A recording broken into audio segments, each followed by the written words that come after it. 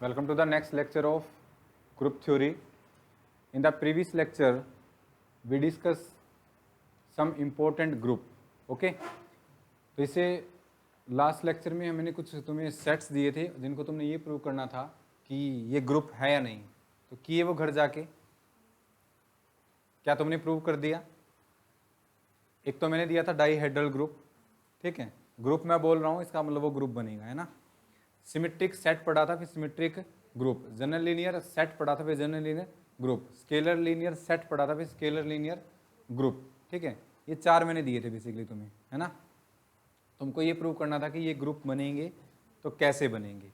ठीक है, अब देखो, जिसने कर लिया अच्छी बात है. किन किन से हुआ है? नेहा किया, अनंता, निशु,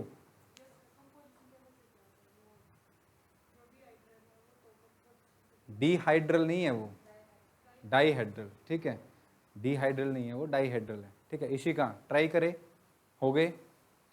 तो मैं एक बार करवा देता हूँ, ठीक है, कि कैसे बनेंगे वो और कैसे नहीं बनेंगे, है ना. क्लियर है. अब देखो, सबसे पहले जो हम सेट डिस्कस करने जा रहे हैं ग्रुप, वो तुम्हारे पास DN. कौन सा ग्रुप बोलते हैं इसको? Dihedral group. ठीक है, किस टाइप के एलिमेंट होते हैं इसमें? हाफ रिफ्लेक्शन और हाफ रोटेशन. ओके, तो DN लिखा है, तो इसके अंदर जो ऑर्डर है DN का वो कितना होता है? 2n. जो n हमारे पास एलिमेंट होंगे वो रिफ्लेक्शन के कॉरस्पॉन्डिंग होंगे और जो n है वो रोटेशन के कॉरस्पॉन्डिंग होते हैं. ठीक है, तो मैं यहाँ पे n की वैल्यू नहीं ले रहा कुछ भी. मान लो मैंने सिंपल ले लिया कि n है, n may be 1 2 3 4 5 up to so on. फिर हम कुछ पार्टिकुलर केस भी, सबसे पहले n इक्वल टू 4 के लिए डिस्कस करेंगे कि ये ग्रुप कैसे बनेगा. ठीक है, फिलहाल तो हमने सेट बताया था इसको, क्योंकि मैं डायरेक्टली अगर सेट से ग्रुप से डिस्कस करूं कि ये DN ग्रुप, DN सेट होता है, फिर ये ग्रुप ऐसे बनता है. लेकिन सबसे पहले हमने सेट के कोरस्पॉन्डिंग इसको डिस्कस किया ना, इसके एलिमेंट किस टाइप से होते हैं, किस टाइप से फॉर्म करेंगे इनको, वो क्लियर है ना. फिर D5 मैंने तुम्हें होमवर्क दिया था कि कैसे उसको कंस्ट्रक्ट करोगे. ओके, अब देखो, हमने DN ले लिया, हम जनरल इसको ग्रुप प्रूव करने जा रहे हैं. तो ग्रुप के लिए कितनी प्रॉपर्टी? 4 प्रॉपर्टी है. तो पहली प्रॉपर्टी कौन सी होती है? Closure property. ठीक है, अगर मैं DN की वैल्यू लिखूं यहाँ पे, तो DN क्या था? DN is equal to x raise to power i y raise to power g, है ना. सच दैट जो x की पावर 2 है वो तुम्हारे पास किसके इक्वल था? e के इक्वल. और जो y raise to power n है वो e के इक्वल था. ठीक है, और such that x y is equal to y inverse x. ये x और y में रिलेशन था. जो x है वहाँ यहाँ पे वो रिफ्लेक्शन डिनोट कर रहा है, जो y है तुम्हारे पास वो रोटेशन है, और जो y की वैल्यू है वो तुम्हारे पास r 360 अपॉन n ये थी, है ना. ये y की वैल्यू लेके आप चले थे. तो इसमें हाफ रोटेशन बनती है, हाफ रिफ्लेक्शन बनती है. ओके, तो अब मैं यहाँ पे सबसे पहले देख रहा हूँ क्लोजर प्रॉपर्टी. ये तो जनरल लिया है मैंने, यहाँ पे ना मैंने n डिफाइन किया कि 1 2 3 and up to so on. Okay, तो सबसे पहले मैं डिस्कस करूँ क्लोजर प्रॉपर्टी की. क्लोजर प्रॉपर्टी इसके अंदर होगी या नहीं. ठीक है, तो एलिमेंट तो हम जनरल नहीं ले सकते इसमें, क्योंकि D4 है, उसके एलिमेंट हम अलग नोटेशन से डिनोट करते हैं. D5 के अलग से, D3 के अलग से, D2 के अलग से और D1 के अलग से, है ना. D4 तक मैंने कंस्ट्रक्ट करा दिया था, D5 तुम्हें घर पे दिया था करने के लिए. अब देखो, इसका कोई मैंने जनरल एलिमेंट ले लिया, A एलिमेंट ले लिया. एक A एलिमेंट है जो किसका एलिमेंट है? DN का. तो दो ही पॉसिबिलिटी हो सकती है यहाँ पे, कि जो A है वो या तो क्या हो सकता है? रिफ्लेक्शन हो सकता है, या फिर रोटेशन हो सकता है. दो ही हो सकते हैं, क्योंकि DN के अंदर n एलिमेंट रोटेशन के कोरस्पॉन्डिंग हो गए, n रिफ्लेक्शन कोरस्पॉन्डिंग हो गए. सिमिलरली मैंने एक दूसरा एलिमेंट है B, ये एलिमेंट ले लिया. तो जो B है उसमें भी दो ही चीज होगी, या तो वो रिफ्लेक्शन होगा या फिर वो रोटेशन होगा. ठीक है, फिर है इनकी कंपोजिशन की बात. तो अब तो तुम गारंटी दे सकते हो, क्योंकि मैंने फिर D4 करके उनकी कंपोजिशन करवाई थी. और कितनी टाइप की कंपोजिशन बनी थी? 4 टाइप के, ना. आप रिफ्लेक्शन की रिफ्लेक्शन के साथ करवाई, फिर रोटेशन की रोटेशन के साथ करवाई. देखो, रिफ्लेक्शन की रिफ्लेक्शन के साथ कराई कंपोजिशन, तो क्या आंसर आया था? रोटेशन आया था, श्योर. फिर रोटेशन की रोटेशन के साथ कराई तो रोटेशन की रिफ्लेक्शन के साथ कराई तो कुछ भी आ सकता है. ठीक है, तो देखो, रिफ्लेक्शन आ सकता है, लेकिन आएगा तो आइदर रिफ्लेक्शन आइदर रोटेशन. तो मैं यहां से A डॉट B करूंगा, तो A डॉट B क्या होगा? आइदर रिफ्लेक्शन सारे रिजल्ट है उनको मैंने कंबाइन कर दिया, या तो रिफ्लेक्शन होगा या फिर क्या होगा, रोटेशन होगा। तो क्या इनसे अलग भी कुछ और हो सकता है? इनसे अलग तो कुछ और नहीं होगा। तो हाफ रोटेशन है, हाफ रिफ्लेक्शन है। तो क्या मैं यहाँ से ये बोल सकता हूँ कि जो ए डॉट बी है या ए स्टार बी है, जो कंपोजिशन हम लेके चलते हैं यहाँ पे, वो किसके अंदर बिलोंग कर जाएगी? दोबारा डीएन के अंदर। और ये मैंने कंपोजिशन टेबल भी बनानी दी थी इसकी 4 तक, तो आप देखना उसमें कंपोजिशन टेबल के अंदर जो तुमने एलिमेंट लिए वो डीएन के ही आए हैं, या उससे बाहर भी कोई एलिमेंट आया है? नहीं आया ना। तो इसका मतलब क्लोजर प्रॉपर्टी है वो क्या है? सेटिस्फाई। ठीक है, यानी आप डीएन के कोई भी 2 एलिमेंट लोगे, उनकी कंपोजिशन कराओगे तो वो एलिमेंट उसी के अंदर बिलोंग करेगा। और बताया था डीएन के अंदर कंपोजिशन जब करते हैं तो यहां से करते हैं या फिर यहां से राइट टू लेफ्ट। सबसे पहले आप बी ऑपरेट करोगे, ठीक है, और उसके बाद ए ऑपरेट करोगे। लेकिन फिर तुमने साथ के साथ ये भी देखा था कि अगर हम पहले ए ऑपरेट कर देते हैं और फिर बी ऑपरेट करेंगे तो एलिमेंट इक्वल आ भी सकते हैं और नहीं भी आ सकते। ठीक है, आगे जाके हम देखेंगे कि ये जो dn है ये n की कुछ पार्टिकुलर वैल्यू के लिए तो एबिलियन ग्रुप बनेगा, लेकिन एक लार्ज नंबर ऑफ n के लिए एक एबिलियन ग्रुप नहीं बनेगा। ठीक है, क्योंकि अभी तक हम सिर्फ ग्रुप डिस्कस कर रहे हैं, फिर ग्रुप में हम एक या 2 प्रॉपर्टी ऐड करते चले जाएंगे और उनको फिर अलग से नाम दे देंगे कि एबिलियन ग्रुप है, साइक्लिक ग्रुप है। ठीक है, हाँ जी, फर्स्ट प्रॉपर्टी सेटिस्फाइड है, या तो रिफ्लेक्शन होगी या रोटेशन होगी। कंपोजिशन भी क्या होगी? आइदर रिफ्लेक्शन और रोटेशन। दूसरी एसोसिएटिविटी, देखो कम्यूटेटिव तो नहीं होती है, आप यहाँ पे ए डॉट बी करो या फिर बी डॉट ए करो, वो इक्वल हो भी सकते हैं और नहीं भी हो सकते, लेकिन एसोसिएटिव ऑलवेज होंगे। यानी अगर आपने इसके 3 एलिमेंट लिए ए बी सी किसके? डीएन की। ठीक है, अब ए बी सी तो एलिमेंट आपको अजीब से लग रहे हो क्योंकि जो इसमें है वो रिफ्लेक्शन लेके चल रहे हैं हम या रोटेशन लेके चल रहे हैं, तो उनको F1 F2 F3 भी ले सकते हो। तो मान लो ये F1 ले लिया, अब F2 ले लिया, जब इनकी कॉम्पोजिशन करा के आप F3 के साथ कर लो, या फिर F2 की कॉम्पोजिशन आप F3 के साथ करके फिर F1 के साथ कर लो, ये हमारे पास क्या रहेंगे? सेम रहेंगे। ठीक है, या फिर आप इसको देखो, या कॉम्पोजिशन है यहाँ पे, लेकिन जब हम डाईहेड्रल ग्रुप में कॉम्पोजिशन करते हैं तो अभी मैंने बताया था राइट टू लेफ्ट करते हैं। तो सबसे पहले ये करेंगे, तो देखो ब्रैकेट है, तो ब्रैकेट है तो आप ये नहीं सोचना कि यहाँ से, आप सबसे पहले तो इसी को सोल्व करोगे ना। सबसे पहले ये कॉम्पोजिशन कर दो, फिर कॉम्पोजिशन आने के बाद इसके साथ मत करना, फिर आप रिजल्ट लेके आओगे वो F3 से इस तरफ जाएंगे। सिमिलरली यहाँ पे आप सबसे पहले इसको सोल्व करना, फिर इसका रिजल्ट करके इस पे अप्लाई करना। तो जो डाईहेड्रल है वो तुम्हारे पास ग्रुप है वो एसोसिएटिव प्रॉपर्टी को क्या करेगा? ऑलवेज होल्ड करेगा। ठीक है, जनरली है, ये मैंने बता भी दिया। उसके बाद हम पार्टिकुलर केस भी लेंगे। ठीक है, सेकंड प्रॉपर्टी सेटिस्फाई है यहाँ पे। ठीक है, यहाँ पे ये जो एलिमेंट है F1 F2 F3 ये रिफ्लेक्शन भी हो सकते हैं, रोटेशन भी हो सकते हैं, मिक्स भी हो सकते हैं, कुछ भी हो सकते हैं, लेकिन जब आप इसकी लेफ्ट हैंड साइड और राइट हैंड साइड कैलकुलेट करोगे तो दोनों क्या आ जाएंगी? इक्वल आ जाएंगी। लेकिन ये जरूर ध्यान रखें ये एसोसिएटिविटी है और कम्यूटेटिव होल्ड नहीं करती। देखो मैंने वहाँ पे करवाया था ना, एक H इंटू R90 कराया था, फिर R90 इंटू H कराया था, वो इक्वल नहीं आए थे। ठीक है, ऐसे हमने बहुत से एग्जाम्पल किए थे डाईहेड्रल ग्रुप में। मॉडल अलजेब्रा का जो डाईहेड्रल ग्रुप है वो मोस्ट इंपॉर्टेंट ग्रुप है, क्योंकि एज काउंटर, ये एमएससी में भी तुम देखते हो, अगर तुम्हें कोई भी काउंटर एग्जाम्पल चाहिए तो आप फटाक से डाईहेड्रल ग्रुप का दे देते हो कि एक, जैसे एग्जाम में क्वेश्चन आएंगे मॉडल अलजेब्रा का, अगर सिलेबस देखा जाए तो बहुत ऐसा नहीं है कि तुम्हें बहुत ज़्यादा वो करना है, लेकिन क्वेश्चन पूछने के तरीके बहुत वाइड है, आप कुछ भी पूछ सकते हो। मान लो उसने दे दिया आप कितने नंबर है, कुछ भी कोई भी नंबर दे दिया उसने, ये बोल दिया एक नंबर है, ठीक है, एक ग्रुप है उसका ऑर्डर 55 है, ये उसकी स्टेटमेंट है, बताओ। अब 55 के बारे में आपको पता है तो आप 55 के कितने एबिलियन पॉसिबल है, कितने साइक्लिक पॉसिबल है, उसके कॉरस्पॉन्डिंग रिजल्ट बना सकते हो। ठीक है, जबकि ये तो नहीं है कि आपको सिर्फ एबिलियन ग्रुप की डेफिनेशन पता है, साइक्लिक ग्रुप की डेफिनेशन पता है और उनके रिजल्ट पता है तो आप 55 के ऑर्डर के ग्रुप के बारे में भी सब कुछ बता दोगे। वो तभी बता सकते हो जब वो आपको रिजल्ट अप्लाई करने आते हैं, है ना। तो इसलिए मॉडल मेरा टफ माना जाता है, लेकिन अगर सीखने के पॉइंट ऑफ व्यू से देखें तो ऐसा मुश्किल नहीं है। क्या तुम्हें अभी तक कोई कुछ मुश्किल लगा इसमें? आगे भी कुछ नहीं आएगा, रिजल्ट है, डेफिनेशन है, डेफिनेशन से रिजल्ट आएंगे और आप उसको अप्लाई करना सीख लीजिए। ठीक है, जो मेन काम चलता है वो प्राइम नंबर्स पे चलता है ना। मॉडल अलजेब्रा प्राइम, प्राइम है तो ये हो जाएगा, प्राइम नहीं है तो ये हो जाएगा, ऐसे रिंग में और फील्ड में। ठीक है, हाँ जी, दोनों प्रॉपर्टी सेटिस्फाई, तो ये भी ठीक हो गई। नेक्स्ट थर्ड प्रॉपर्टी कौन सी होती है? ऐसा कौन सा एलिमेंट है जिसकी कंपोजिशन मैं दूसरे सभी एलिमेंट के साथ कराऊं, ठीक है, तो वही एलिमेंट आ जाए। R0, आप उसके साथ कुछ भी चेंज मत कीजिए, और R0 किसको डिनोट करता है कि 0 डिग्री रिफ्लेक्शन और रोटेशन। ठीक है।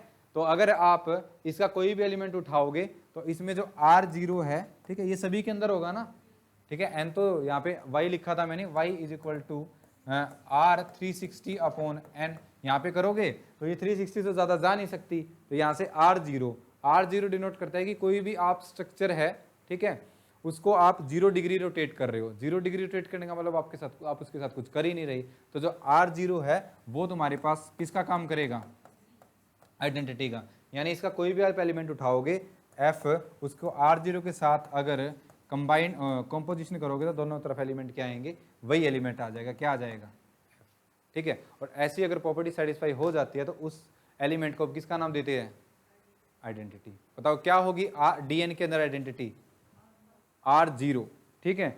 R0 मतलब 0 डिग्री रोटेशन, ठीक है, आ गया समझ। नेक्स्ट, और ये R0 क्या हर एक सेट के अंदर होगी, D3 के अंदर भी होगी, D4 के अंदर भी, बिल्कुल, ठीक है। तो क्या आइडेंटिटी ऑलवेज एग्जिस्ट करेगी, बिल्कुल एग्जिस्ट करेगी। हाँ जी। फोर्थ, अब देखो आइडेंटिटी आ गया, आइडेंटिटी की हेल्प से आप इनवर्स तो फिर बता ही सकते हो। देखो इनवर्स है, इनवर्स बताना है तुम्हें, तो दो पॉसिबिलिटी लेके चलेंगे हम यहाँ पे, ठीक है। तो एक तो तुम्हारे पास रोटेशन है और एक रिफ्लेक्शन है। रोटेशन है, फिर रिफ्लेक्शन है, फिर तो कोई दिक्कत ही नहीं है।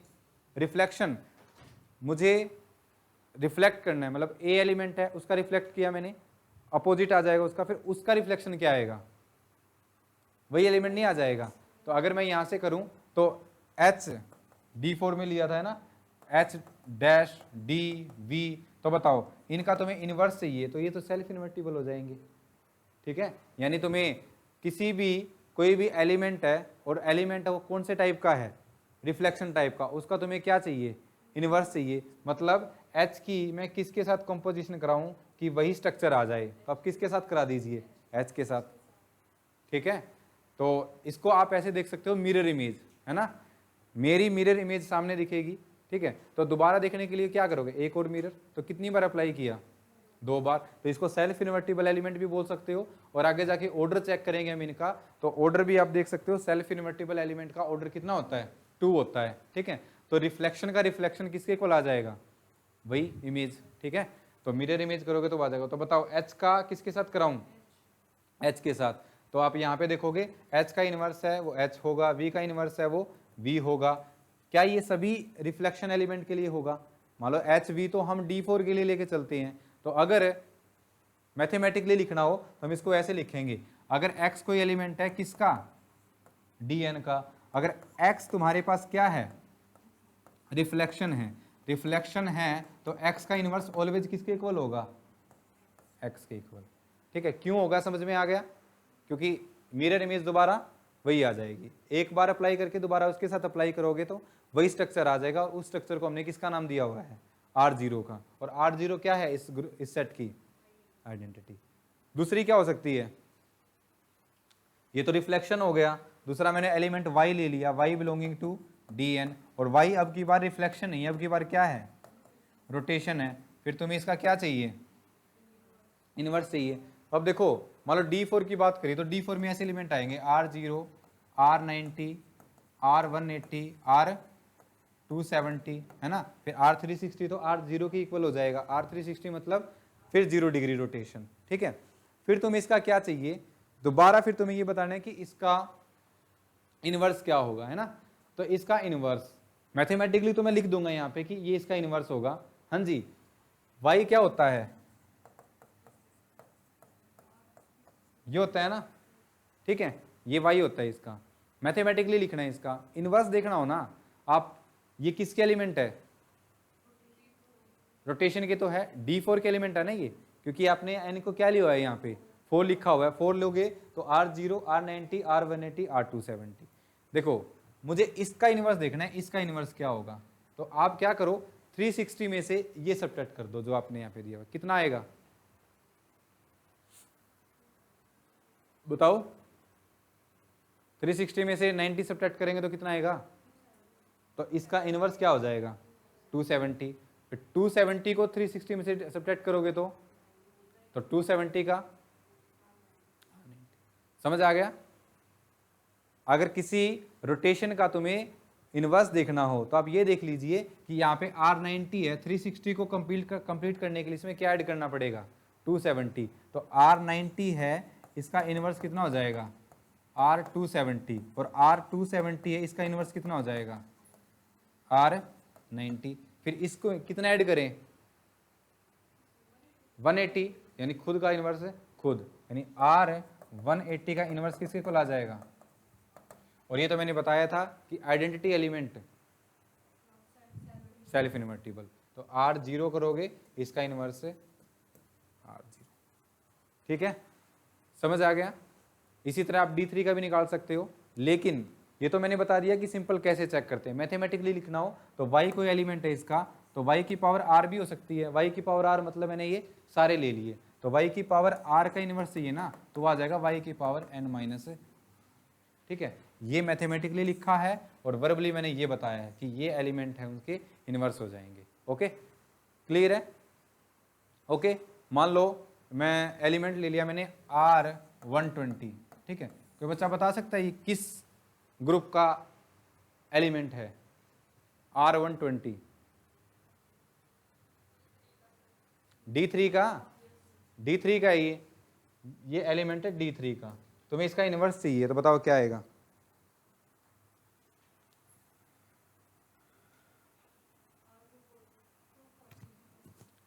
R240। ठीक है, तो ऐसे आप किसी भी एलिमेंट का इनवर्स, किसके लिए है ये, रोटेशन के लिए, रिफ्लेक्शन के लिए, सेल्फ इन्वर्टिबल। तो क्या हर एक एलिमेंट का इनवर्स एग्जिस्ट कर रहा है? ठीक है, चारों प्रॉपर्टी सेटिस्फाई, तो क्या बन जाएगा एक ये ग्रुप। तो यहाँ पे जो Dn है वो एक ग्रुप बन जाएगा जो जिसकी वैल्यू ये है।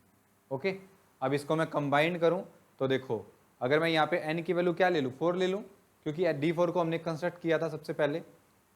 मान लो मैंने यहाँ पे D4 लिख दिया, अब तो एलिमेंट भी लिख सकते हैं ना D4 के, कैसे लिखेंगे, R0, R90, R180, R270, फिर H, फिर V, फिर D और फिर D डैश। कितनी एलिमेंट है, 8, यानी order of D4 is equal to 8। ये जो 4 तुम्हें दिख रही है ये किसके कॉरस्पॉन्डिंग है, रोटेशन के कॉरस्पॉन्डिंग, और ये किसके कॉरस्पॉन्डिंग है, ये रिफ्लेक्शन। ठीक है, क्लियर है, ग्रुप बन गया, कोई दिक्कत। अब ऑर्डर भी निकाल सकते हो तुम, हालांकि हमने ऑर्डर अभी तक पढ़ा नहीं है, चलो उसको बाद में देखते हैं ऑर्डर को। इनवर्स, H का इनवर्स, नेहा D का इनवर्स क्या होगा, D डैश का, R270 का। अगर मैं R90 की कंपोजिशन करूं V के साथ तो आंसर क्या आएगा,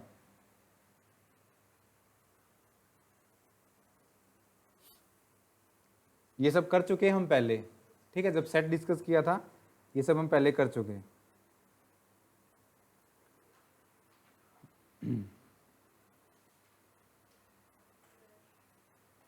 D डैश क्लियर है, तो क्या D4 एक ग्रुप बन जाएगा, सिमिलरली D3 भी, D2 भी, D1 भी बना सकते हो। ओके, जब हम ऑर्डर पे जाएंगे ना, ऑर्डर निकालने जाएंगे, तब हम कंपोजिशन टेबल का यूज करेंगे, फिर वो बेनिफिशियल रहेगी। इनवर्स के लिए भी कर सकते हैं। ठीक है, आप इसके कॉरस्पॉन्डिंग आइडेंटिटी देख लीजिए, उसके कॉरस्पॉन्डिंग जो एलिमेंट होगा वो उसका इनवर्स हो जाएगा। ठीक है, हाँ जी, कोई दिक्कत। नेक्स्ट ग्रुप कौन सा था, जनरल लीनियर ग्रुप, जिसको क्या बोला था मैंने, GLNF। क्या था ये, general linear group, set of all n cross n matrices whose determinant is non-zero and entries are from the field F। ये था जनरल लीनियर ग्रुप। मैथमेटिकली कैसे लिखेंगे इसको, A is equal to Aij n cross n such that determinant of A is non-zero and Aij is from field F। ठीक है, फिर field पे हमने बात करी थी है ना, फील्ड अगर फाइनाइट है, इनफाइनाइट है तो क्या होगा, है ना। तो जनरली मैं फील्ड को नहीं लेके चल रहा, हमें जनरल इसको प्रूव करना है कि ये क्या है, ग्रुप है, प्रूव करना है, इसका मतलब ग्रुप है ये। सबसे पहली प्रॉपर्टी कौन सी होती है, क्लोजर प्रॉपर्टी, क्लोजर प्रॉपर्टी। तो इसके लिए आप सबसे पहले इसके दो एलिमेंट उठाइए, लेकिन एलिमेंट इसमें किस टाइप के होंगे, मैट्रिक्स टाइप के होंगे। तो अब देखो एक एलिमेंट उठा लिया ए और दूसरा एलिमेंट उठा लिया बी, किसका, GLNF, ठीक है। F क्या है इसमें, फील्ड है, RCQZP कुछ भी फील्ड हो सकती है, ये फाइनाइट इनफाइनाइट। इसके दो एलिमेंट ले लिए, दो एलिमेंट ले लिए तो इसकी कंडीशन उसको सेटिस्फाई करेंगे, मतलब जो ए का डिटरमिनेंट है वो क्या होगा, नॉन जीरो, और जो बी का डिटरमिनेंट है वो क्या होगा, नॉन जीरो। और क्योंकि जो एलिमेंट है मैट्रिक्स, जो ए का ऑर्डर वो कितना है, n क्रॉस n, क्योंकि डिटरमिनेंट की बात तभी कर सकते हैं जब स्क्वायर मैट्रिक्स है ना, इसमें हमने लिखा भी हुआ है कि matrix of order n cross n, या तो स्क्वायर मैट्रिक्स बोल लो, square matrix of order n, या फिर ये बोल लो कि matrix of order n cross n। हाँ जी, फिर मैंने इनकी मल्टीप्लाई करवाई, a डॉट b करवाया मैंने, a डॉट b, ओके। तो अगर इसका डिटरमिनेंट भी किसके इक्वल आ गया, नॉन जीरो आ गया, तो इसके अंदर बिलोंग करेगा, अदरवाइज बिलोंग नहीं करेगा, है ना। तो क्या ए कोई मैट्रिक्स है उसका डिटरमिनेंट नॉन जीरो है, बी कोई मैट्रिक्स है उसका डिटरमिनेंट नॉन जीरो है, तो क्या उनकी प्रोडक्ट का भी डिटरमिनेंट नॉन जीरो होगा, श्योर, क्योंकि लीनियर अलजेब्रा की प्रॉपर्टी है कि डिटरमिनेंट है वो प्लस पे ओपन नहीं होता है ना, जैसे ट्रेस प्लस पे ओपन हो जाता है इस तरह से डिटरमिनेंट प्लस पे ओपन नहीं होता है, लेकिन प्रोडक्ट पे ओपन हो जाता है, और प्रोडक्ट पे ट्रेस ओपन नहीं होता है ना।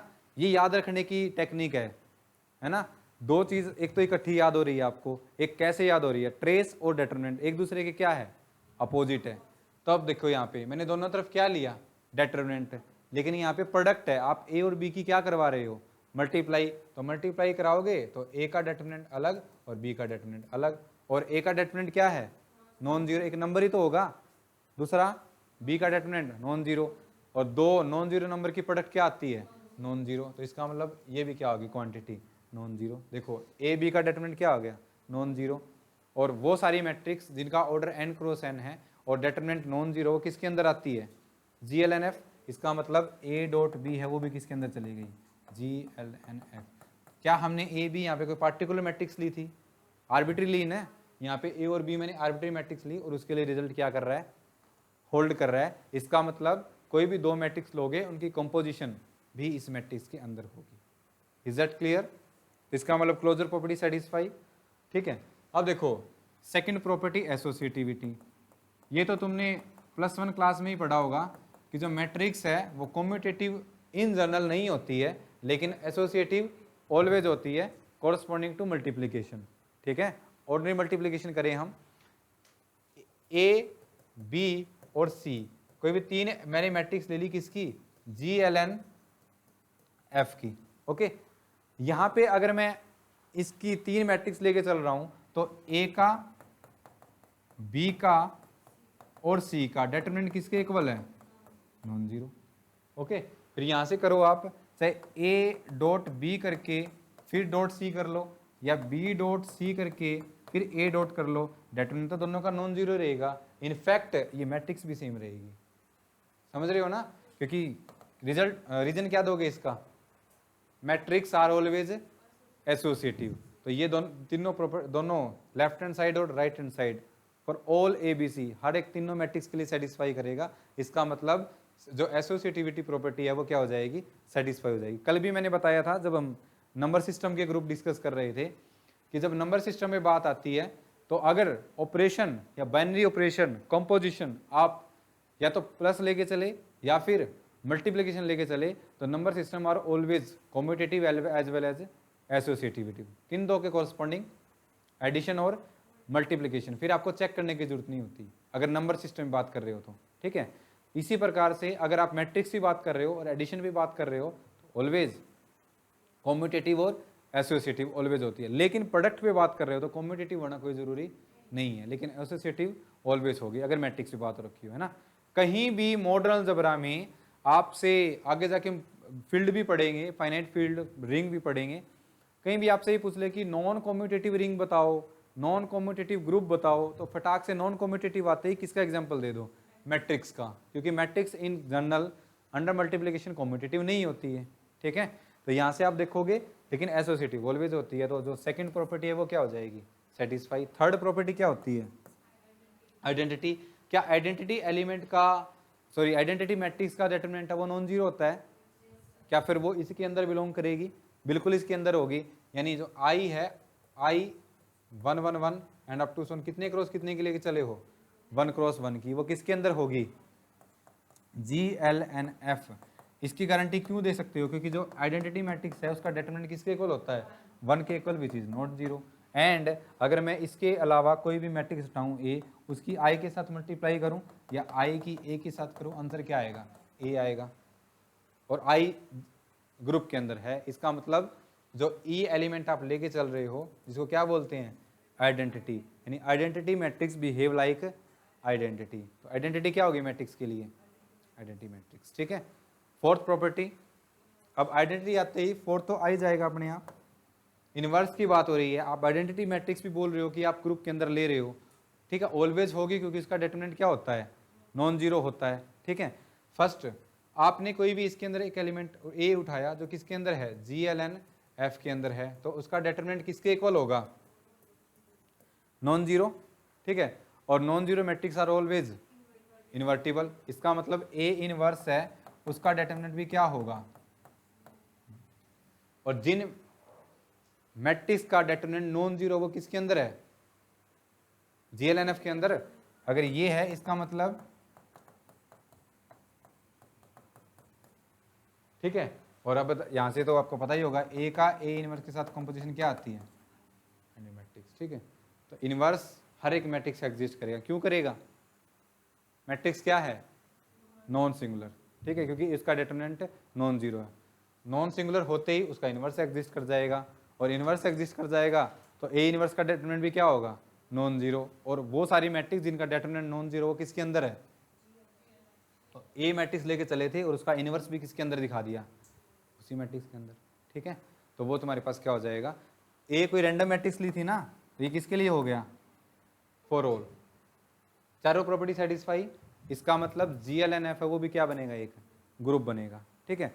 अब डिफरेंट डिफरेंट केस आपके लिए छोड़ दूं कि आप ZP लीजिए, इसमें R लीजिए, Q लीजिए, N1 लीजिए, 2 लीजिए, वो कर लोगे, कोई दिक्कत। अब इसी में अगर आपको स्केलर लीनियर ग्रुप प्रूव करना हो तो उसमें हम डिटरमिनेंट है उसको स्ट्रिक्टली क्या लेके चलते हैं कि वो शुड बी 1, डिटरमिनेंट ऑफ ए वो 1 है।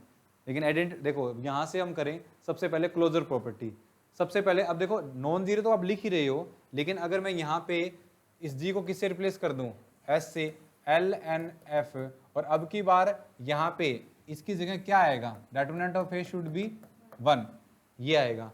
तो अब मैं वर्बली आपसे पूछूं कि बताओ कौन कौन सी प्रॉपर्टी सेटिस्फाई होगी और कौन कौन सी प्रॉपर्टी सेटिस्फाई नहीं होगी। तो सबसे पहले मैं बात करूं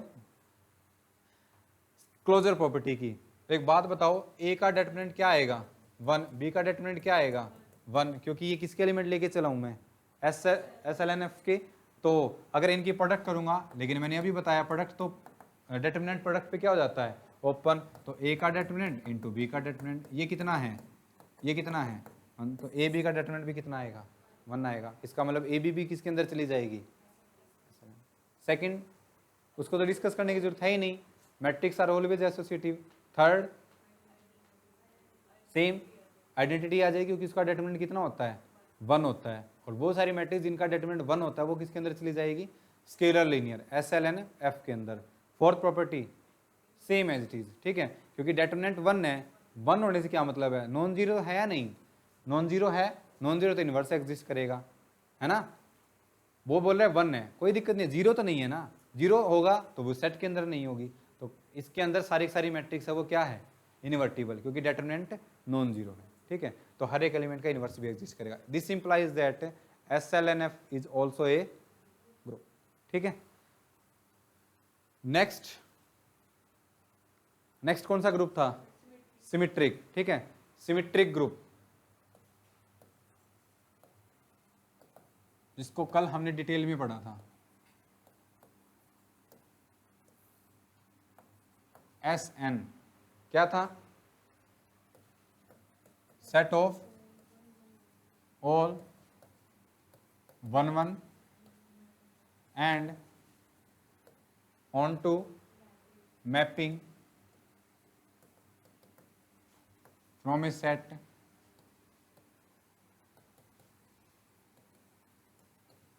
containing an element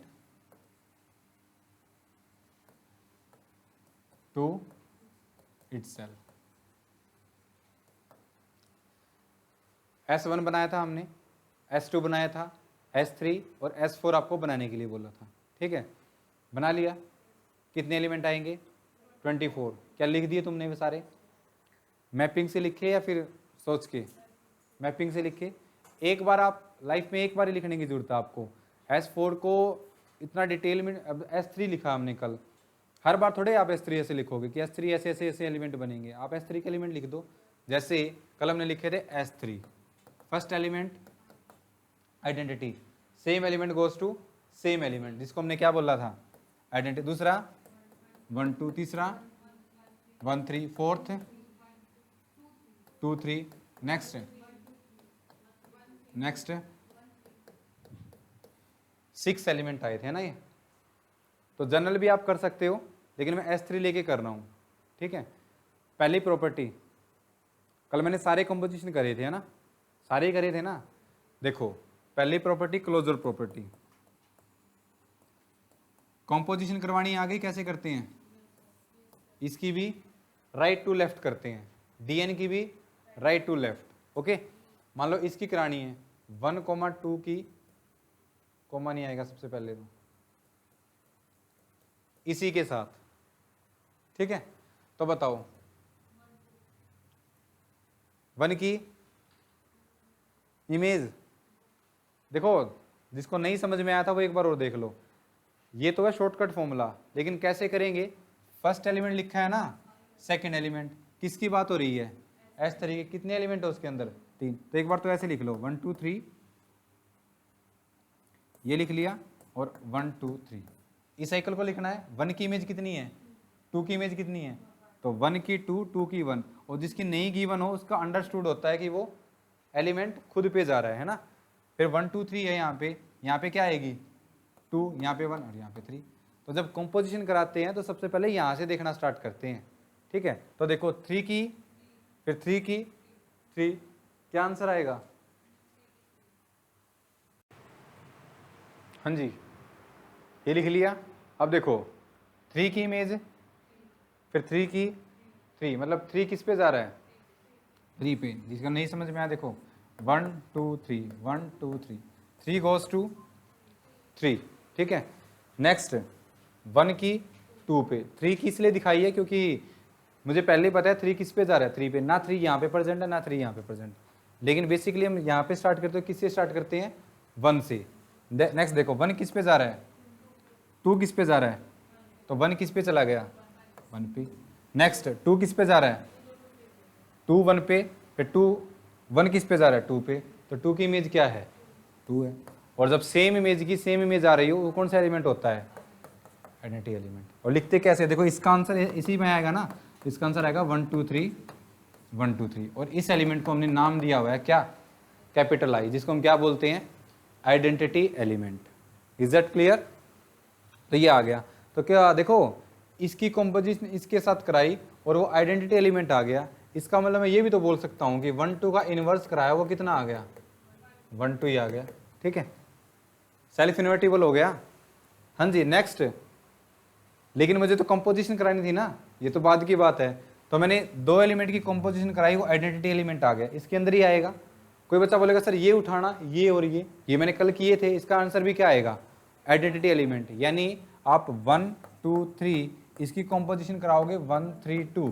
फिर इससे भी शॉर्टकट फॉर्मूला मैंने बताया था ना, ये दोबारा बनाने की जरूरत नहीं है, आप यहीं से देख लो। सबसे पहले आप 1 उठाओ, ठीक है। 1 उठा लिया, ओके। अगर 1 की इमेज दोबारा 1 आ जाती है तो 1 को यहाँ से कट कर दो। फिर 2 की इमेज भी 2 आ जाती है, 2 भी मत लिखो। फिर 3 की इमेज 3 भी नहीं आती, 3 भी मत लिखो। और अगर ऐसा S3 पे काम चल रहा है तो वो आइडेंटिटी एलिमेंट आ जाएगा। अब देखो 1 से स्टार्ट करता हूँ मैं। 1 की इमेज 3 की, तो 1 की इमेज क्या आ गई? 1, तो 1 बेशक मत लिखो यहाँ पे। नेक्स्ट 2 लिखो, 2 की इमेज 1 की, 2 की 2, फिर 2 भी मत लिखो। फिर 3 लिखो, 3 और देखो 1 की इमेज 1 चली गई, 2 की इमेज 2 चली गई, तो 3 की किस पे जाएगा? 3 पे जाएगा। इसका मतलब इसका आंसर क्या आएगा? आइडेंटिटी एलिमेंट, ठीक है। लेकिन जरूरी नहीं है कि आइडेंटिटी एलिमेंट आएगा। इसकी इसके साथ कराओगे तो इनमें से कोई दूसरा एलिमेंट आएगा, इसके साथ कराओगे तो इसमें से दूसरा एलिमेंट आएगा। मतलब आप S3 के कोई भी दो एलिमेंट ले रहे हो तो S3 का ही एलिमेंट आ रहा है ना, और ये Sn के लिए होगा।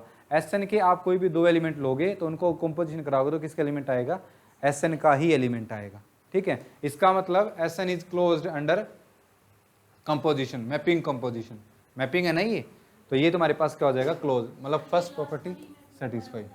ये वाली देखो यार, वैसे तो सिंपल भी लिख सकते हैं, लेकिन देखो वैसे ही लिख लिया 1 2 3। अब 1 2 3 का मतलब है कि वन की इमेज कितनी है 2, तो 1 के नीचे क्या लिख दो 2, 2 की इमेज कितनी है 3, तो 2 के नीचे क्या लिख दो 3, 3 की इमेज कितनी है 1, तो 3 के नीचे 1 लिख दो, ये लिख दिया। नेक्स्ट यहाँ पे 1 3 2 है, तो 1 की इमेज कितनी है 3। आगे साइकिल, इसको बोलते हैं साइकिल, ठीक है, और जितनी इसकी लेंथ होती है उसको उतनी आर साइकिल बोलते हैं। तो कितनी साइकिल है ये 3 साइकिल, 2 साइकिल, 2 साइकिल, ठीक है। यहाँ पे करेंगे देखो 1 की इमेज 3, तो 1 के नीचे क्या लिख दो 3, 3 की इमेज 2, तो 3 के नीचे 2, और 2 की इमेज 1।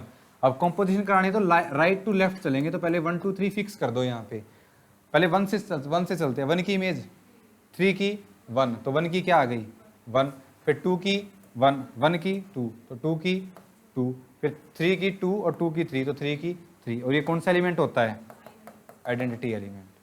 ठीक है, ऐसे हम कंपोजिशन करवाते हैं। अलग अलग भी करवा सकते हैं, मान लो इसकी 1 3 की एलिमेंट के साथ 1 2 3 के साथ करवाएंगे तो वो अलग भी आएगी। ठीक है, तो यहाँ से मैं ये भी बोल सकता हूँ फिर कि 1 2 3 इसका इनवर्स है वो किसके इक्वल आ गया, और 1 3 2 है उसका इनवर्स किसके इक्वल आ गया 1 2 3, है ना, ऐसे भी बोल सकता हूँ। लेकिन फर्स्ट प्रॉपर्टी हमने कौन सी सेटिस्फाई करवाई है, क्लोजर प्रॉपर्टी।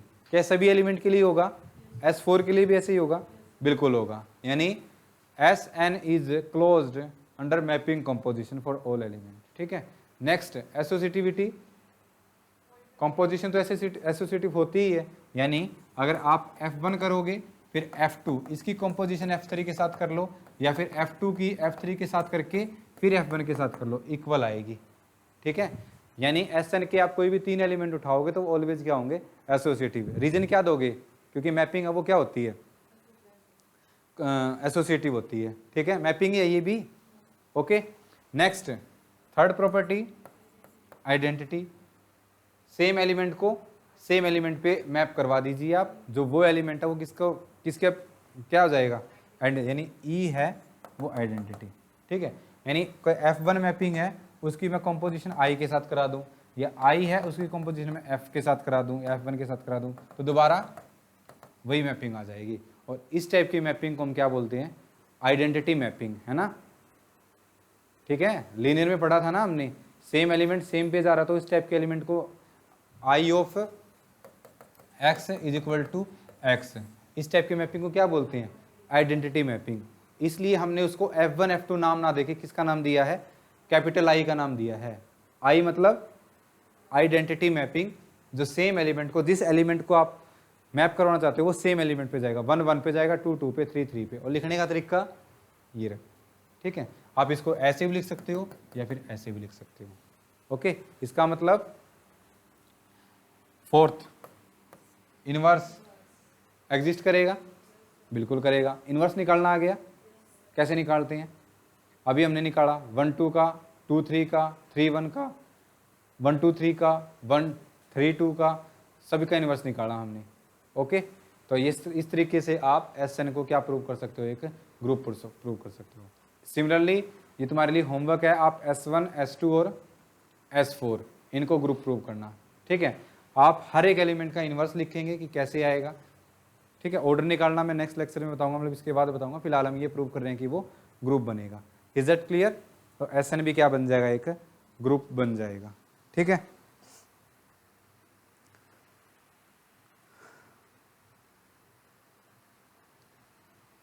मैं एक सेट दे रहा हूं तुम्हें, तुम्हें ये बताना है कि ये जो सेट है ये एक ग्रुप बनेगा या नहीं बनेगा। फिलहाल मैं इसको क्या बोल रहा हूँ, सेट बोल रहा हूँ। ठीक है, अगर ग्रुप बनेगा तो उसकी आइडेंटिटी क्या होगी, ग्रुप नहीं बनेगा तो क्यों नहीं बनेगा।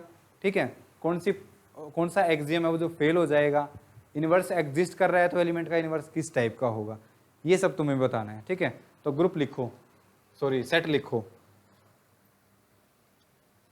G इज इक्वल टू, इसमें इस टाइप की मैट्रिक्स है जिसमें सेकंड, थर्ड और फोर्थ एंट्री है वो क्या है, मस्ट बी 0। इस टाइप की मैट्रिक्स और ऑर्डर कितना है 2 क्रॉस 2 का। सच दैट जो एंट्रीज है वो कहां से आ रही है, रियल नंबर से आ रही है, ठीक है। और कॉम्पोजिशन क्या है, ऑर्डिनरी मैट्रिक्स मल्टीप्लिकेशन।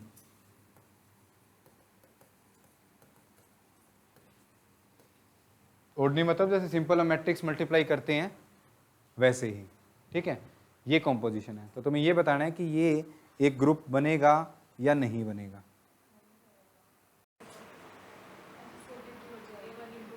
देखो मैट्रिक्स है, अभी मैंने बताया एसोसिएटिव चेक करने की जरूरत नहीं है क्योंकि मैट्रिक्स आर ऑलवेज एसोसिएटिव, ठीक है।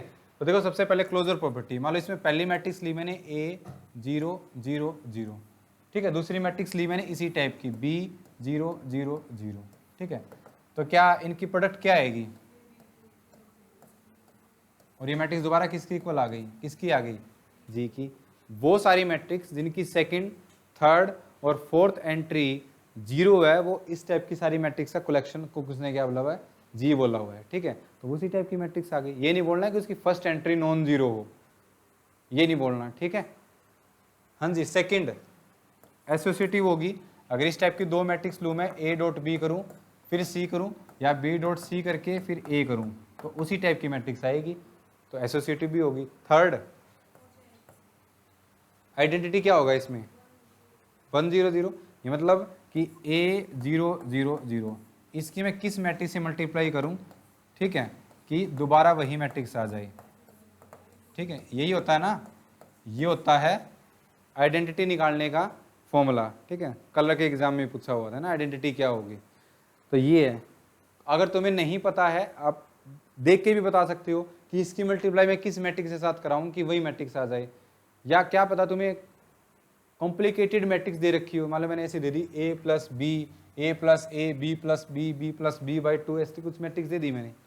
आइडेंटिटी निकालने का तरीका है कि आप यहाँ से ये कर लीजिए, यहाँ से इसको देखो, अगर इसका एलिमेंट होगा तो वो इसी टाइप का होगा ना, A B 0 0 0 B 0 0 0, ठीक है। और दोबारा इसके इक्वल आ रहा है ना, इसके इक्वल आ रहा है आइडेंटिटी निकालने का फॉर्मूला, और इसकी प्रोडक्ट कराएंगे तो किसके इक्वल आएगा, ये A B 0 0 और उस साइड क्या है A 0 0, ठीक है। और यहाँ से करूँ मैं A B is equal to A, ये कब पॉसिबल है, when B is equal to 1, ठीक है।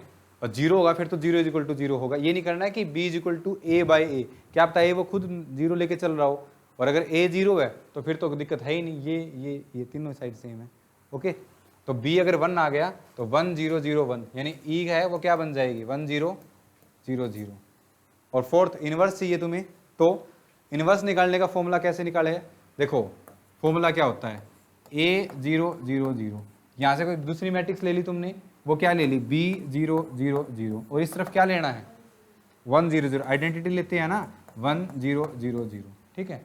यानी A dot B is equal to E, then B is equal to A inverse, ठीक है। तो ये जनरल मेथड होता है। अभी प्रोडक्ट करेंगे तो ये AB 0 0 0 इज इक्वल टू 1 0 0 0, इसका मतलब AB की वैल्यू क्या आ गई, तुम्हें किसकी वैल्यू चाहिए B की, तो B की वैल्यू क्या आ जाएगी 1/A।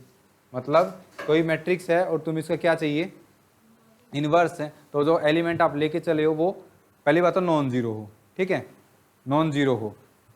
A ले लिया तुमने यहाँ पे, ओके, उसका इनवर्स चाहिए तो यहाँ पे क्या होना पड़ेगा 1/A, और अगर A 0 हो गया तो A 0 हो गया तो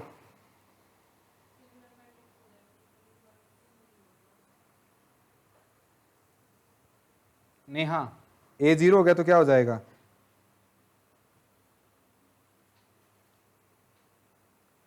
if I take A is equal to, गड़बड़ हो जाएगी ना 1/0 एग्जिस्ट, मतलब 0 0 0 0 मैट्रिक्स का इनवर्स एग्जिस्ट नहीं करेगा, इसलिए फिलहाल अगर देखें तो ये ग्रुप नहीं बनेगा, ठीक है। लेकिन अगर मैं यहाँ पे ये कर दूं फिर बन जाएगा, ठीक है। पहले बताओ बन रहा था, किस एलिमेंट में दिक्कत आ रही थी जीरो मैट्रिक्स में। अगर आप 2x2 की जीरो मैट्रिक्स ले लोगे तो उसका इन्वर्स एग्जिस्ट नहीं कर रहा था, ठीक है, तो इसलिए ऐसे देखते हैं। हाँ जी, नेक्स्ट क्वेश्चन करिएगा। अगर मैं इसके सारे एलिमेंट सेम कर दूं तो पहले बताओ ग्रुप बनेगा या नहीं बनेगा, ठीक है। ये मैंने कर दिया, G is equal to a 2x2 की मैट्रिक्स ली है मैंने, A बिलोंग टू R। ये नेक्स्ट क्वेश्चन है।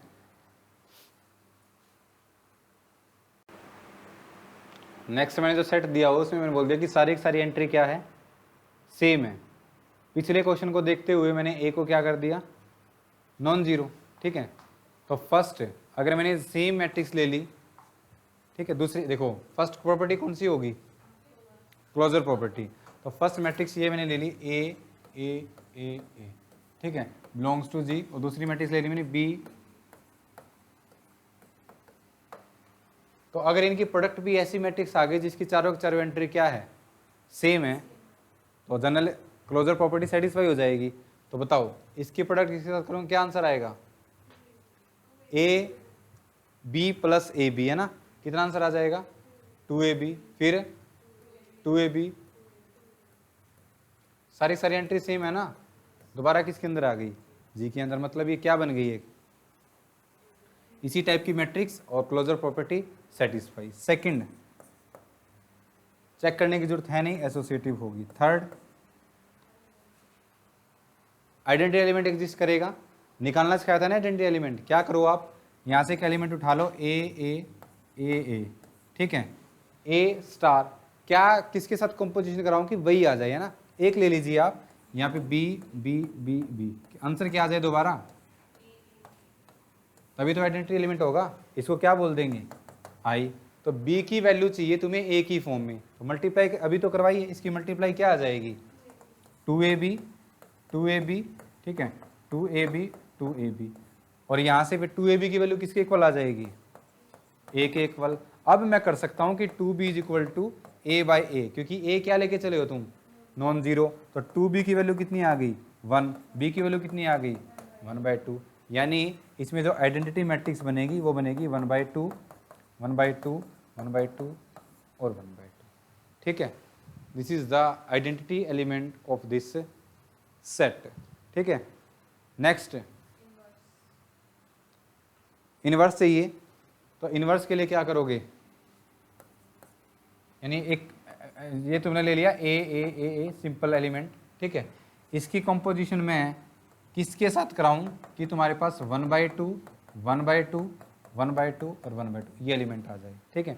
सिंपल वैसे ही इसको भी क्या ले लो, ये ले लो, मल्टीप्लाई करवाई, यहाँ से किसके इक्वल हो जाएगा 2ab, 2ab, 2ab, 2ab।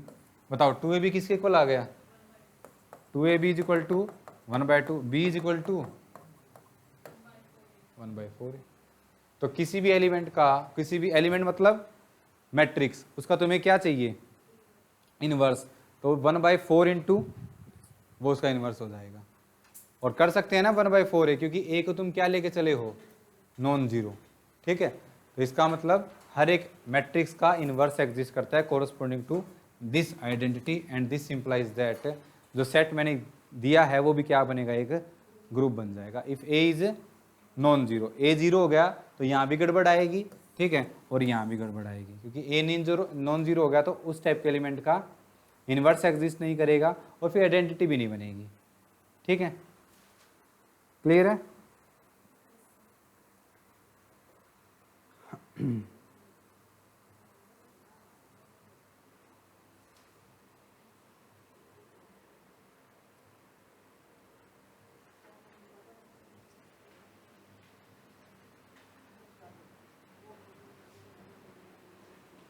S4 किया था, S4 के अंदर कितने एलिमेंट थे, 24 लिखे हैं किसी ने, इशिका लिखे हुए हैं, मुझे कोई भी शुरू के एलिमेंट बता दो, I,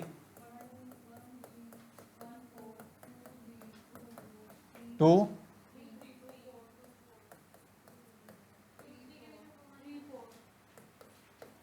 अब 3 साइकिल के बोल दो,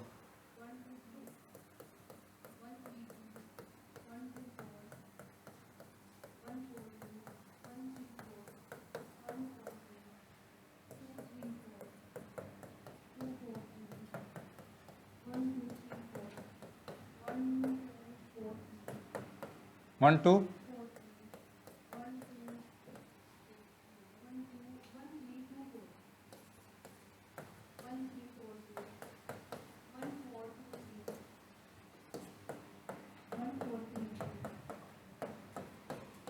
बस। चलो ये एलिमेंट, ठीक है, एक दो मैंने स्किप कर दिए। इस टाइप के एलिमेंट आएंगे किसके अंदर, S4 के अंदर, ठीक है।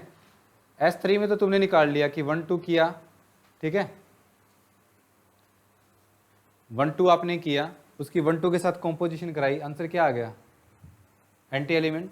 फिर 1 2 3 के साथ 1 3 2 के साथ कराई, आंसर आइडेंटी एलिमेंट, ठीक है। अब मैं कॉम्पोजिशन भी बताने जा रहा हूँ कैसे करते हैं, इनवर्स कैसे निकालते हैं, ठीक है। ये S4 इसलिए लिया है क्योंकि एक स्पेसिफिक ग्रुप है, अभी मैंने बताया ग्रुप बन जाएगा ये।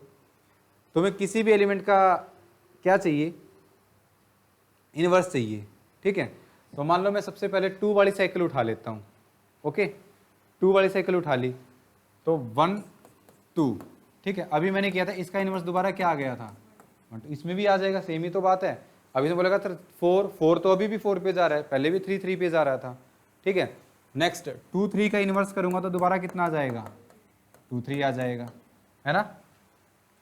नेक्स्ट 3 4 का करूंगा तो 3 4। तुम्हें क्या नजर आ रहा है,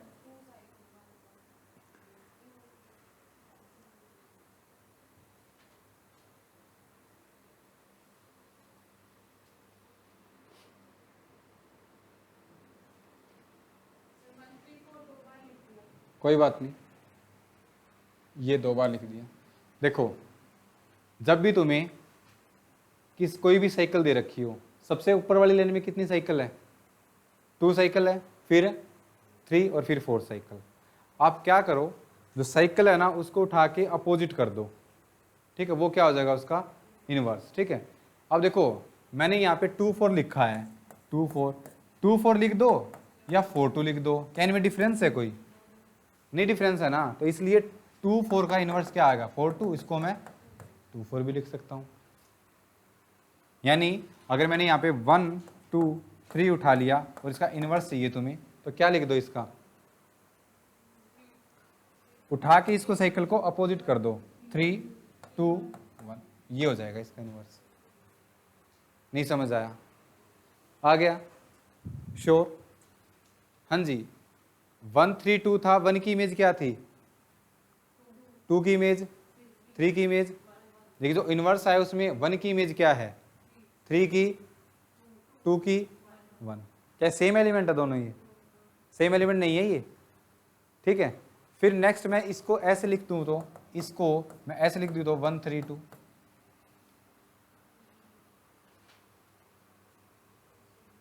लिख सकता हूं।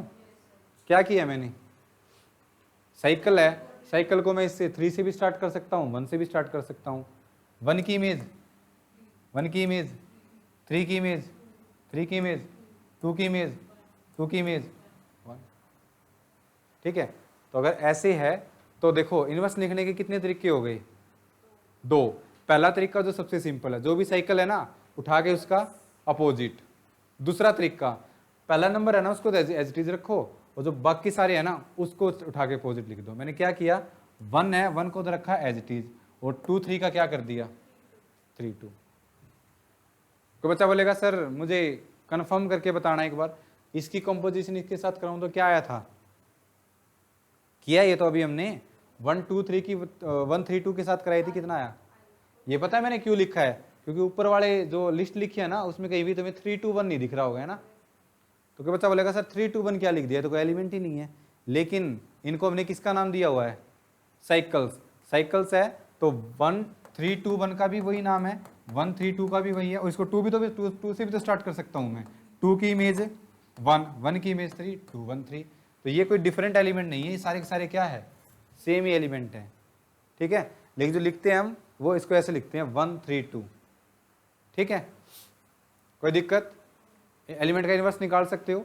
मान लो कोई मैंने एलिमेंट दे दिया 1 3 1 2 4 3 5, ये मान लो S5 का एलिमेंट है, S6 का भी हो सकता है, ये S6 का भी हो सकता है। व्हेन 6 गोज टू, बताओ 6 है, जो एलिमेंट साइकिल के अंदर नहीं है, इसका मतलब वो एलिमेंट की इमेज वो खुद है। ठीक है, तो ये एलिमेंट S6 का भी हो सकता है, लेकिन मैंने किसका ले लिया, S5 का। और तुम्हें इसका क्या चाहिए, इनवर्स। तो इसका इनवर्स निकालोगे तो क्या आ जाएगा, पहले तो इसको 1 लिख दो और इसको कर दो 5 3 4 2, ये भी है। या फिर इसी साइकिल को दूसरा लिखने का तरीका क्या है, 5 3 4 2 1, ऐसे भी लिख सकते हो। ठीक है, लेकिन जो तुम लिस्ट बनाओगे S5 की, तो उसमें ये नहीं दिखेगा, तुम्हें कौन सा दिखेगा, ये एलिमेंट। ठीक है, तो ऐसे आप किसी भी एलिमेंट का इनवर्स, तुम्हें अगर मैंने नहीं बताया था तुम्हें ये लग रहा होगा S3 में कि इनके एलिमेंट का इनवर्स निकालना मुश्किल था, है ना, लग रहा था। वो तो मैंने 6 एलिमेंट थे, 6 के 6 एलिमेंट का बता दिया कि 1 2 का करोगे तो 1 2 आ जाएगा, 2 3 का करोगे तो 3 1 का करोगे तो 3 1 आ जाएगा, 1 2 3 का 1 3 2, 1 3 2 का 1 2 1। लेकिन इसमें कितने नंबर ऑफ एलिमेंट्स थे, 5 नहीं थे, 24 थे। ठीक है, इसमें तो 5 थे लेकिन तो 24 थे, और तुम्हें हर एक एलिमेंट का क्या चाहिए, इनवर्स। तो ये 2 तरीके इनवर्स निकालने के। ठीक है, हाँ जी, क्या तुम इस 24 जो एलिमेंट लिखे हैं सभी का इनवर्स निकाल, इसका क्या होगा बताओ, 2 4 3 का 2 3 4 3 4 2, सेम ही बात है क्योंकि वो सेम साइकिल है। ठीक है, आप इसको 2 को फिक्स रखिए और 4 3 है उसको क्या कर दीजिए, रिवर्स। ठीक है, निकालना आ गया। अब दूसरी बात जो शॉर्टकट ट्रिक है, अगर सेम एलिमेंट के साथ क्या कर रही हो, कंपोजिशन।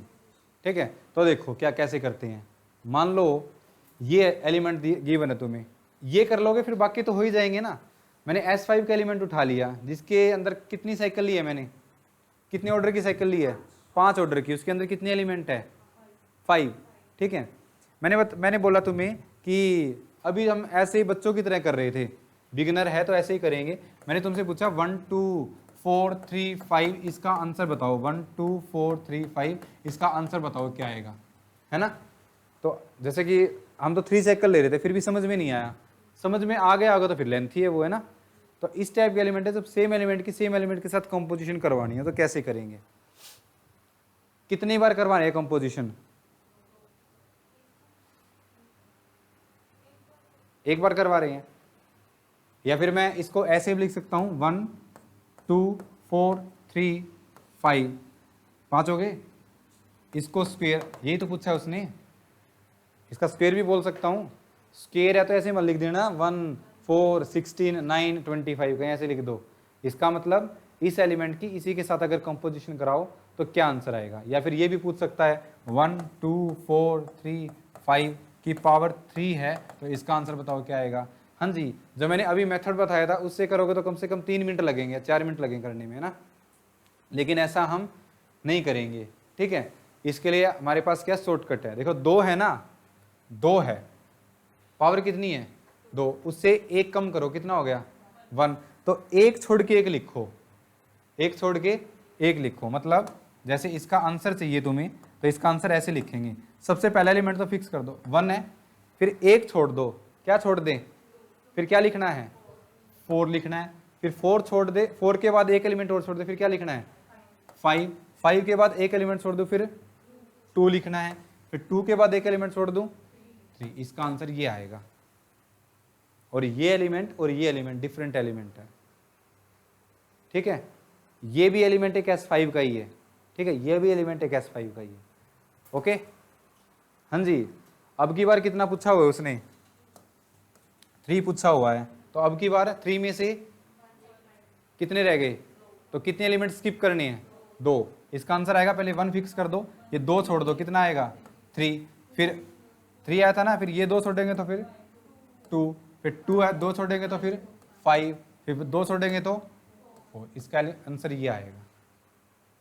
ठीक है, फिर इसी की पावर में 1 2 4 3 5 की पावर 4 पूछ लेता तो बताओ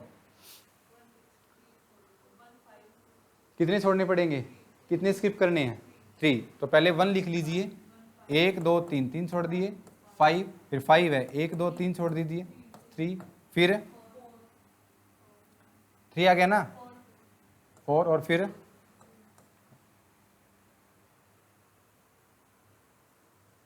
ठीक है, ऐसे इसके एलिमेंट आते चले जाएंगे। तो क्या तुम्हें पैटर्न नजर आ रहा है, समझ आया क्या पैटर्न नजर आ रहा है। और 5 करनी होती तो 1 2 4 3,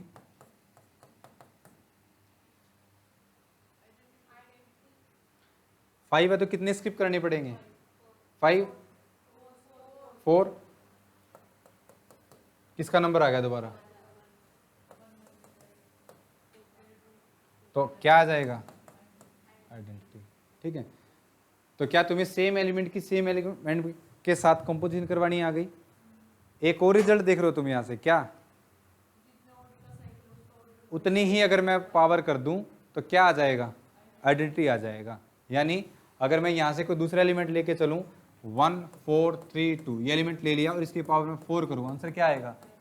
आइडेंटिटी एलिमेंट आएगा।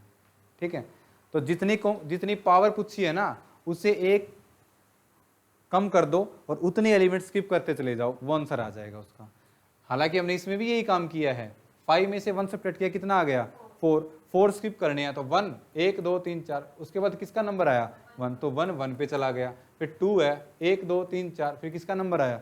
2, तो 2 2 पे चला गया, और 3 3 पे, 4 4 पे, 5 5 पे, 6 6 पे ऑलरेडी जा ही रहा था, तो क्या आ गया? Identity element.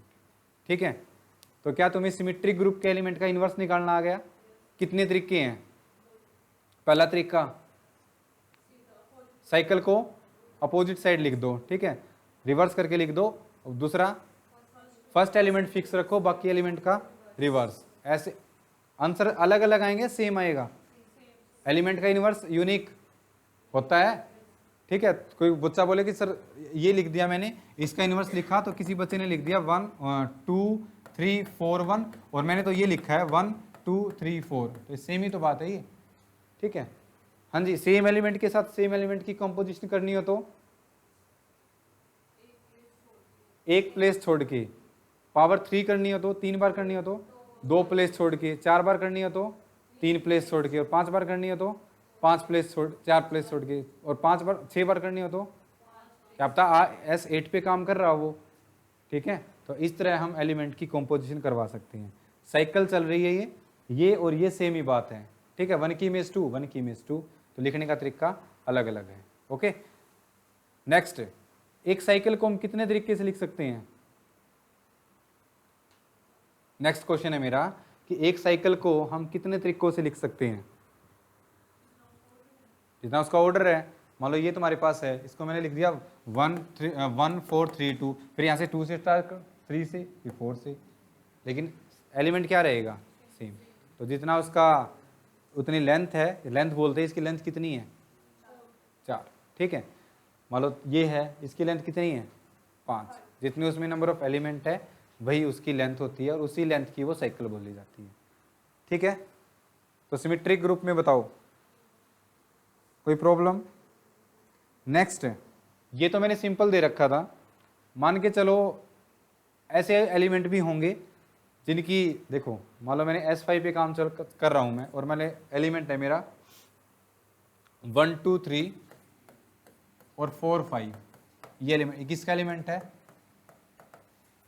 S5 का। ये एक एलिमेंट है जिसमें 1 की इमेज 2 है, 2 की इमेज 3 है, 3 की 1 है, 4 की 5 और 5 की 4 है। ठीक है, इसको मैं F बोल दूं बिकॉज ये मैपिंग है। तो पहले आप F² निकालिए, F3 निकालिए, F4 निकालिए, F5 और F6, फटाफट निकालिए। कैसे करना है अब की बार? हाँ जी, ये बताओ ये 2 एलिमेंट है, एक एलिमेंट है?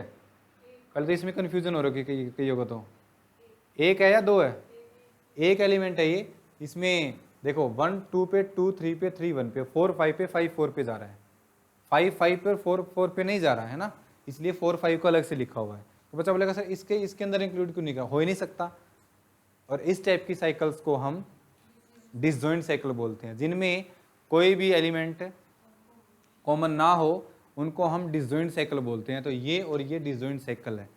ठीक है, और डिसजॉइंट साइकिल का मैं कंपोजिशन करा दूं तो वो एक सिंगल एलिमेंट होता है कोरस्पॉन्डिंग टू Sn का, पहली बात।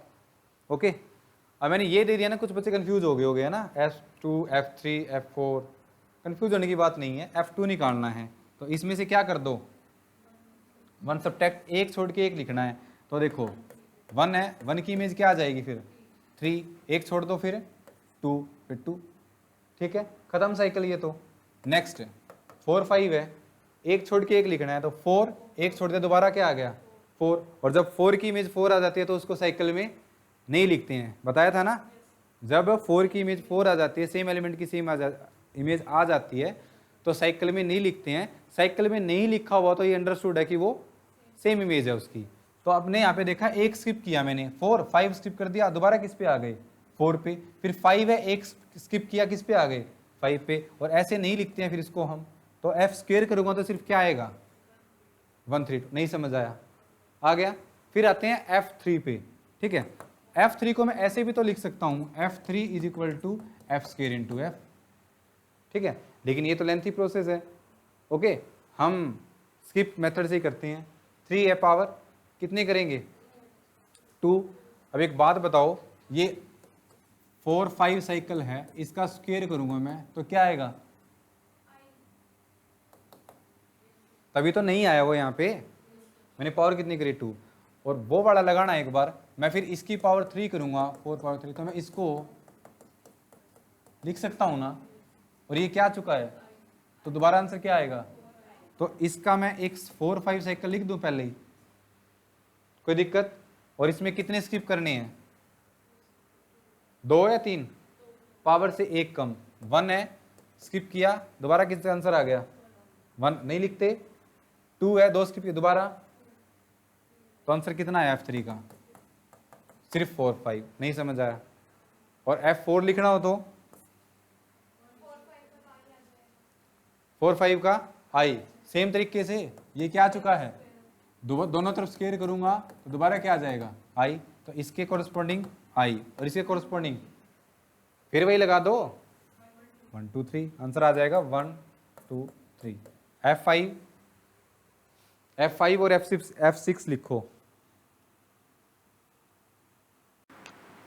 F5 लिखना है तो क्या आएगा बताओ, इसको दोबारा किससे 4 5, तो इसमें करेंगे तो 4 5 तो आएगा, और यहाँ पे 1 3 2 श्योर, ये आ जाएगा। और F6 लिखना हो तो आई, F6 लिखेंगे ना तो इसकी पावर भी 3 और इसकी पावर भी 6 और इसकी पावर भी 6, लेकिन इसकी 3 करने से क्या आ रहा था और उसका स्क्वायर करने से आई तो आएगा, और यहाँ भी आई, ठीक है। तो ऐसे अगर डिसजॉइंट साइकिल दे रखी हो तो ऐसे स्किप करते हैं हम, इसका यूज किया है ना, ठीक है, कर लोगे। एक और प्रैक्टिस के लिए क्वेश्चन और करो, एक क्वेश्चन दिया हुआ है 1 2 3 1 4 5, अब की बार डिसजॉइंट साइकिल नहीं है, ये ध्यान रखना, अब की बार डिसजॉइंट साइकिल नहीं है।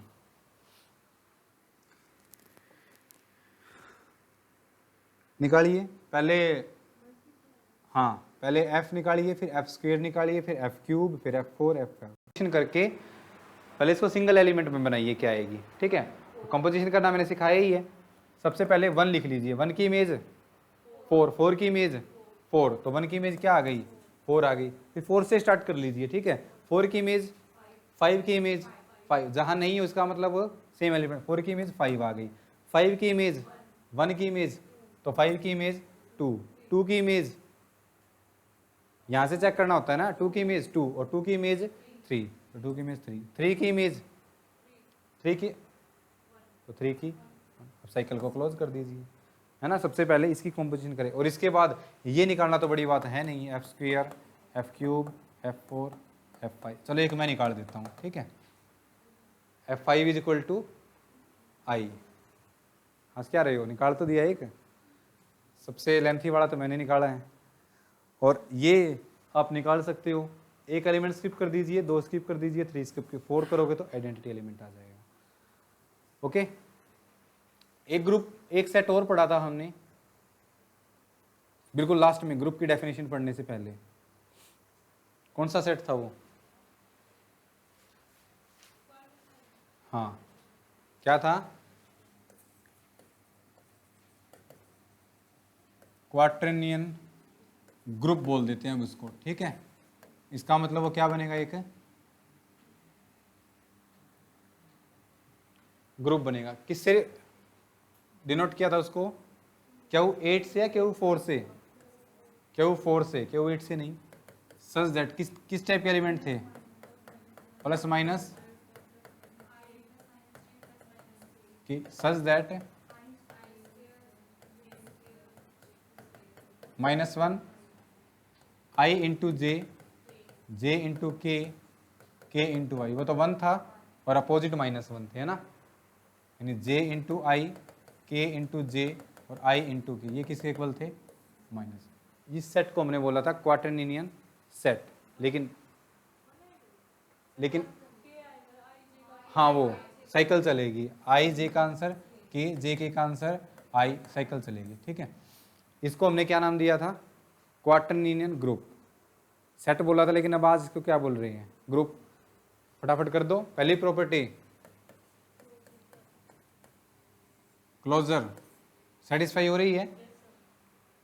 मैंने बोला था इसकी कंपोजिशन टेबल बनाना, बनाई नहीं बनाई? ये भी मोस्ट इंपॉर्टेंट है। ये ग्रुप कई बार ऐसे एग्जाम्पल आएंगे मॉडर्न अलजेब्रा में जहाँ दूसरे ग्रुप फेल हो जाएंगे एज काउंटर, तब इसका काउंटर एग्जाम्पल देंगे हम, ठीक है। रिंग में भी अगर मैं इसे कोई भी दो एलिमेंट उठाऊं तो क्या वो सेम एलिमेंट सेम सेट में आएंगे? आई की आई के साथ करूँ, आंसर क्या आएगा? -1। आई के आई के साथ -1, ठीक है। ये ऐसे साइकिल चलती है। यहाँ पे आई लिख लीजिए, यहाँ पे जे और यहाँ पे के लिख दीजिए, और ऐसे साइकिल चलती है। आई की जे के साथ कंपोजिशन के की आई के साथ है, जे की के साथ है आई, ऐसे कंपोजिशन चलती है, ठीक है। तो यहाँ पे हम करेंगे, चला गया, क्या कर रहा था? हाँ, तो Q8 है, Q4,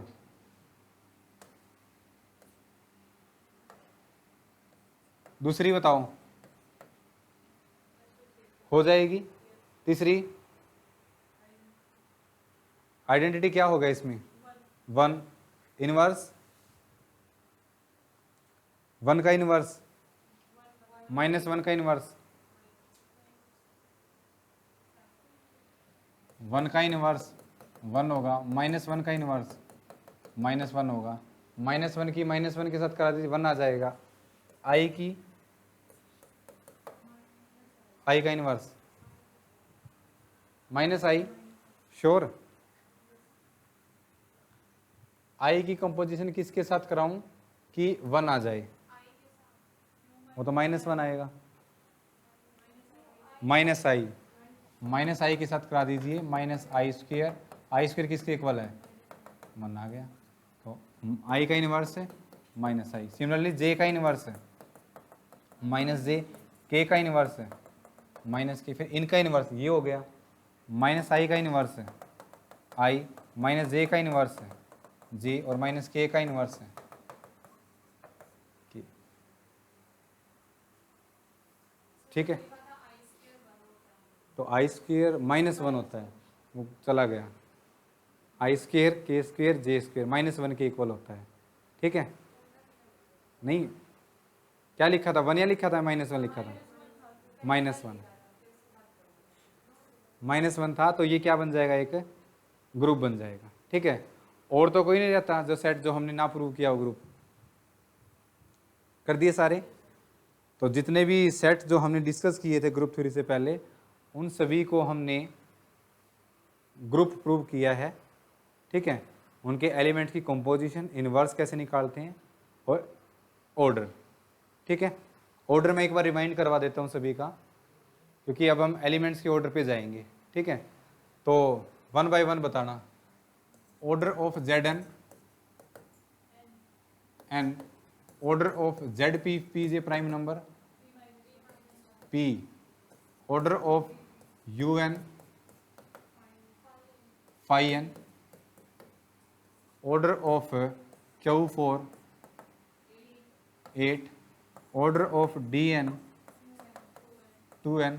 MSc वाले देख लो ये तो टेबल पूछ सकते हैं आपसे। Order of Sn n factorial, ठीक है। एक और होता है जिनको हम आगे जाके पढ़ेंगे, अल्टरनेटिव ग्रुप होता है, ठीक है। जो Sn के एलिमेंट से मिलकर बना होता है। ओके, जो उनकी इवन परम्यूटेशन है उनको कंबाइन कर दें। इवन परम्यूटेशन में वो सारी साइकिल जिनकी लेंथ क्या हो, इवन हो, उनको मैं एक सेट में लिख दूं तो उस सेट को हम अल्टरनेटिव ग्रुप बोलते हैं। और उसको लिखने का तरीका, जैसे Sn है ना, उसको हम क्या लिखते हैं, En।